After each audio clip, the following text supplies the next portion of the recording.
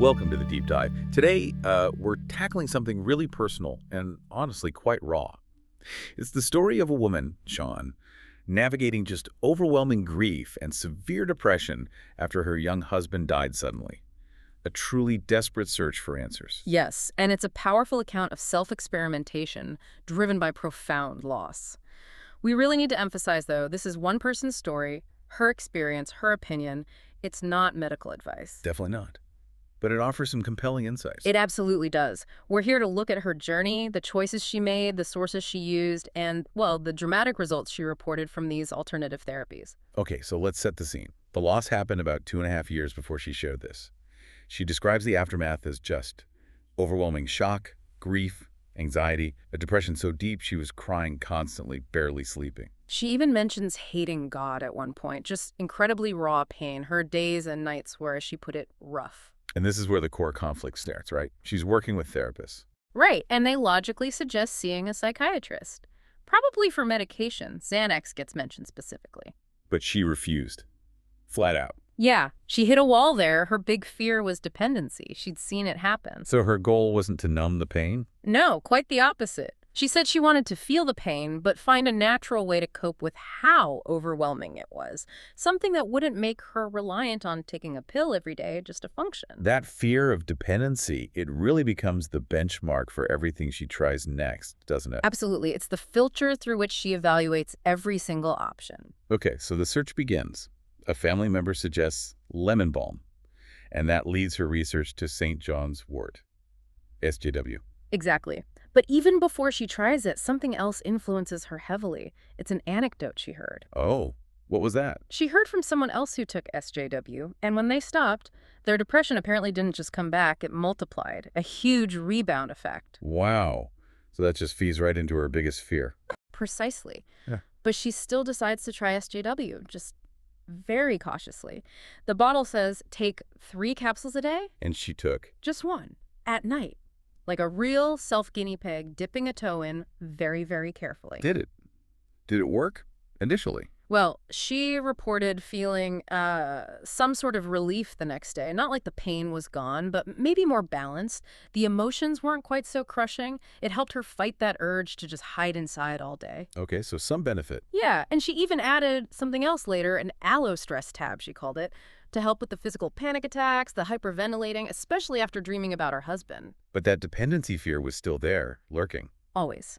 And then came the moment of truth. She forgot to take her SJW capsule one night. And what happened? She said she woke up and instantly fell into a dark hole. The negative thoughts, the grief, it felt stronger than before. So that one missed dose. Confirmed her worst fears. Exactly. It felt like proof that SJW, this natural remedy, was basically creating the same dependency she was trying to avoid with prescription meds. She must have felt so trapped. It worked. Kind of, but only if she kept taking it. Right. So for her, that was it. She stopped the SJW immediately, back to square one, looking for another answer. And this is where things take a really unexpected turn. A video pops up in her feed. Yeah, featuring someone called Dr. Berg, and the topic was specifically about vitamin D3 deficiency being linked to depression and anxiety. That's a completely different angle, isn't it? Moving from symptom management to potential underlying cause. Totally different framework. Yeah. The video suggested her prolonged grief might actually be linked to a nutritional deficit. What were the key claims she picked up from that video? Okay, a few big ones. First, that D3 deficiency can make depression or grief worse or last longer, and apparently the risk is higher for people of color. Okay. Second, and this is really interesting, standard blood tests might show your D3 levels are fine. Right, like in the normal range. Exactly. But you could still have a cellular deficiency, meaning the D3 isn't actually getting into your cells where it needs to work. Cellular deficiency versus just floating around in the blood. That's a big distinction. Huge. And that's the idea she really grabbed onto, which leads to this very specific, and you said it before, quite aggressive protocol. Yeah, the dosage. Let's talk about that. It wasn't the typical 4,000 IUs or whatever you see recommended usually. Not even close. According to her source, the minimum daily dose needed for correction was 10,000 IUs of D3. 10,000. That's significant. We should probably pause here and say, again, this is way above standard recommendations. It reflects what her source claimed was needed for a severe deficiency. Absolutely a vital caveat. This is high-dose territory based on one specific source's claims. But the D3, even at that high dose, wasn't the whole story, was it? Not at all. This is maybe the most fascinating part. For that D3 to supposedly get into the cells properly, it needed cofactors, specific ones, and they were non-negotiable according to the source. Okay, what were they? K2, magnesium glycinate, and zinc. Right. Let's break that down a bit. Why K2, and why was she so specific about magnesium glycinate? Well, the thinking, as she understood it from the source, is that K2 acts like a traffic controller for D3 and calcium. It helps make sure the calcium goes to the bones and teeth, not building up in arteries, which can be a concern with high D3. Okay, K2 directs the traffic. Makes sense. And the magnesium glycinate. Magnesium itself is essential. It's needed to actually activate vitamin D in the body. But there are lots of forms of magnesium, right?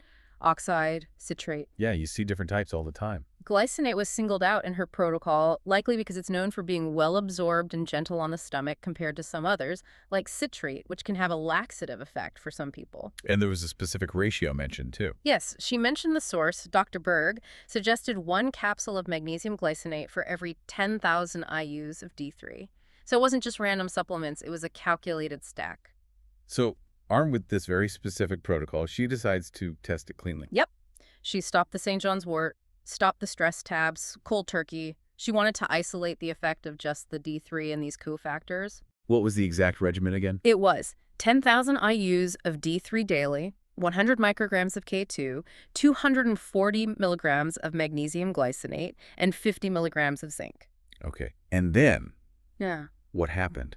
Because the way she describes it, the change was incredibly fast. Shockingly fast, is how she puts it. She said she felt a difference in her entire being within hours of the very first dose. Hours. Really? That's what she reported. Now, she did take it on an empty stomach that first time. I got some stomach pain, but the mental shift, she claims, was almost immediate. Wow. What about the next day? Day 2, she woke up with energy, like poof, she said. The dread she usually felt in the morning, gone, replaced by a feeling of hope. This is extraordinary. And day 3? Day 3, she woke up smiling. She described it as a complete 180-degree turnaround in less than a week. And get this, she said she felt better than I had felt even before her husband passed away. Better than her baseline before the trauma. That's a huge claim. A staggering claim. You can almost hear the disbelief in her own voice as she recounts it. Did she? Did she try pushing it further, like increasing the dose? She did. Every self-experimenter, right. She tried doubling the D3 dose. Yeah. Immediate negative physical reaction, pressure in her head, tingling fingertips. Her body basically said, nope, too much. Okay, so that's important. It suggests there was a sweet spot, or at least an upper limit for her. Exactly. It forced her back to the 10,000 IU level. It adds a layer of, well, caution maybe. But the real test for her, given her history with SJW, was the dependency question. Right. Did she crash if she missed a dose? Like with the St. John's wort? That was the million-dollar question. She reports she did forget to take the D3 and cofactors one day. And the next morning? She woke up feeling fine, still happy, positive, no dark hole, no crash. That must have been incredibly validating for her. Absolutely. For her, this was the proof. SJW felt like a crutch, take it or fall. This D3 protocol felt different. It felt like, in her words, restoration had taken place. Like the nutrients weren't propping her up temporarily. They were helping her body fix an underlying problem. That distinction between dependency and restoration is really at the heart of her experience, isn't it? It really is. It defined why she rejected one approach and fully embraced another. And the story doesn't stop with her. Yeah. She started giving these supplements to her kids, too. Gradually, yes. Her 2 children, a teenager and a 10-year-old. And did she notice changes in them? The most noticeable changes she reported were in her 10-year-old. She mentioned the child used to have frequent memory slips, constantly asking, Mommy, what did you tell me to do? That stopped completely, she said. And more than that, a big improvement in school. Better focus, getting A's and B's, actually willing to study. Quite tangible changes. Interesting. And she connects this back to their environment too, right? Yeah. Living in the Northeast. Yeah, New York City area. She pointed out the obvious lack of consistent, strong sunlight, especially in winter when everyone's bundled up. It supported her theory that a lack of sun exposure, the main way we naturally get D3, could easily lead to a deficiency. So the D3 protocol was the core intervention. But she also stressed other things, didn't she? It wasn't just about the pills. Oh, definitely not. She was very clear that you still need foundational coping strategies, especially with grief. Like what? What else did she find helpful? Basic stuff, really, but important. Walking, meditation, drinking plenty of water. Also, consciously controlling her environment, surrounding herself with happy people, actively avoiding sad or angry music. And she mentioned laughter too, didn't she? Even fake laughter. Yeah, that was an interesting one. Based on the idea that your brain doesn't know the difference, apparently. So even forcing a laugh can trigger a positive response in the body. It shows a really holistic, determined effort to heal using every tool she could find. It seems her motivation also had a spiritual dimension. It did. She talked about believing a perfect God created a perfect body, and that body just needs the right nutrients, the right building blocks to function properly, even under extreme stress like trauma. That belief seemed to underpin her rejection of dependency and her embrace of nutritional solutions. So putting it all together, it's quite a journey. From refusing Xanax to trying St. John's wort and finding it created the dependency she feared, to then discovering this specific high-dose D3 and cofactor protocol. Which led to, according to her account, an incredibly rapid and profound turnaround. The reported effects were dramatic, immediate, and seemingly sustainable without that dependency crash. Okay, so let's leave our listeners with a final thought based on all this. Shawn's intense fear of dependency made her ditch St. John's wort, even though it offered some relief because it was conditional. Right, it required constant use. But she fully embraced the D3 protocol when missing a dose didn't cause a crash, leading her to believe it wasn't dependency, but actual restoration. So the question becomes, what does this stark difference she perceived between a substance acting like a temporary patch versus nutrients acting like building blocks for repair suggest about how we think about treating complex mood disorders? And maybe, how much weight should we give to the possibility of cellular nutritional deficiencies, even when standard blood tests look normal? Could digging deeper into cellular function be a key area for future understanding? Definitely something to think about.